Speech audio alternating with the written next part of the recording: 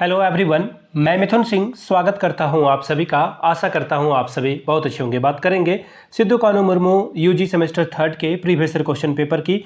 Paper आपका होगा हिंदी और ये जो सब्जेक्ट का कोड है वो है AEC और 2023 का ये क्वेश्चन पेपर है। हालांकि आपका एग्जाम 2024 में कंडक्ट कराया गया है, लेकिन सिद्धू कानू मुर्मू कहता है कि ये 2023 में ही इन्होंने कंडक्ट करा लिया और क्वेश्चन पेपर 23 लिखा था, तो मैंने भी थंबनेल पे 23 ही लिखा है। आगे बढ़े उससे पहले मैं आपको बता दूं, पिछले 5 साल के जितने भी क्वेश्चन पेपर हैं वो आपको अदर यूनिवर्सिटी सिद्धू कानू मुर्मू का वो आपको प्रोवाइड कर दिया जाएगा 69 रुपीज़ में, ताकि आप तैयारी ठीक ढंग से कर पाएँ। PYQ के अकॉर्डिंग आपको समझ में आए कि सवाल कैसे आते हैं। दूसरी बात, 199 रुपये में आपको सजेशन प्रोवाइड कर दिया जाएगा ताकि आप एग्जाम बेहतर ढंग से लिख पाएँ।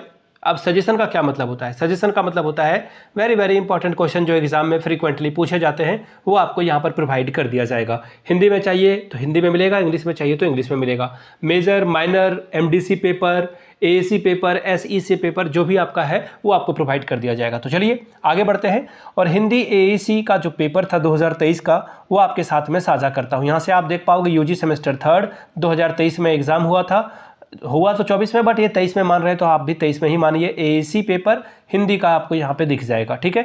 1.5 घंटे का पेपर हुआ था, यानी कि 1.5 आवर, और 50 नंबर आप टोटल यहाँ से ला सकते थे। 20 नंबर में आप इस एग्जाम को क्वालिफाई कर जाओगे।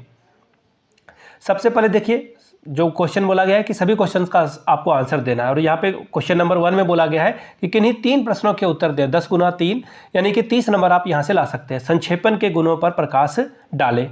अगला है सरकारी और प्रशासनिक पत्र लेखन की रूपरेखा प्रस्तुत करें। तीसरा सवाल, मुहावरों की विशेषताएं बतलाएं। हिंदी में कारक की विशेषताएं बतलाएं कि कारक का क्या काम है। अगला है भारत के संदर्भ में अनेकता में एकता को स्पष्ट करते हुए एक निबंध लिखें।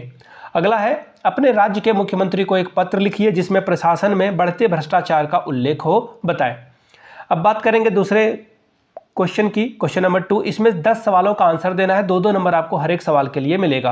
अति, अनु और अधि उपसर्ग लगाकर प्रत्येक से एक एक शब्द बनाएं। अगला है हिंदी के कृत प्रत्यय की सहायता से एक शब्द का निर्माण करें।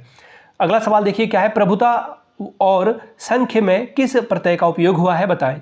क्वेश्चन नंबर नेक्स्ट, हिंदी के स्वर और व्यंजनों की संख्या बतलाएं। सीधा सीधा आंसर बताना है। आधीन शब्द का जो है शुद्ध रूप लिखें, यानी कि ये आधीन गलत लिखा हुआ है, आपको ठीक से सही करना है। अगला सवाल देखिए क्या है, अमावस्या शब्द का शुद्ध रूप क्या है, लिखें। ये अमावस्या गलत लिखा हुआ है, सही लिखना है। ऊपर शब्द का सही से लिखें आप, ऊपर भी यहाँ पर गलत लिखा हुआ है, इसको भी आपको सही करने के लिए कहा जा रहा है। बंदूक एक बहुत ही उपयोगी शस्त्र है का सही रूप वाक्य शुद्धि करते हुए लिखें। अगला है श्री कृष्ण के अनेकों नाम हैं, अनेकों कभी नहीं होता है, अनेक होता है, ठीक है, का सही रूप वाक्य शुद्ध करते हुए लिखने के लिए कहा जा रहा है। अंड बंड बकना मुहावरे का अर्थ स्पष्ट करते हुए एक वाक्य बनाएं। सबसे पहले अंड बंड का क्या मतलब होता है, और एक वाक्य आप लिखेंगे कि रोहन हमेशा अंड बंड बकता रहता है।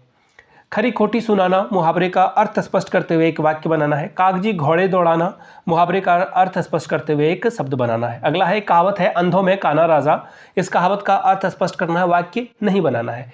गांव का जोगी जोगड़ा अपना गांव का सिद्ध, कहावत अर्थ स्पष्ट करें।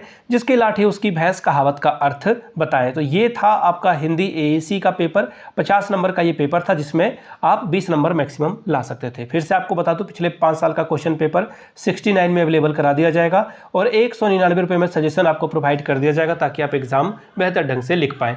यहाँ से मेरी ईमेल आईडी आप देख सकते हैं, yourmithunsingh@gmail.com पे आप मुझे मेल कर सकते हैं। इंस्टा पे अगर आप हो डू फॉलो मी @imithunsingh। बाकी आप मुझे व्हाट्सअप कर सकते हैं 7979054474 पे। तो चलिए मिलते हैं अगले वीडियो में। वीडियो को यहाँ तक देखने के लिए आप सभी का बहुत बहुत शुक्रिया। Have a good day.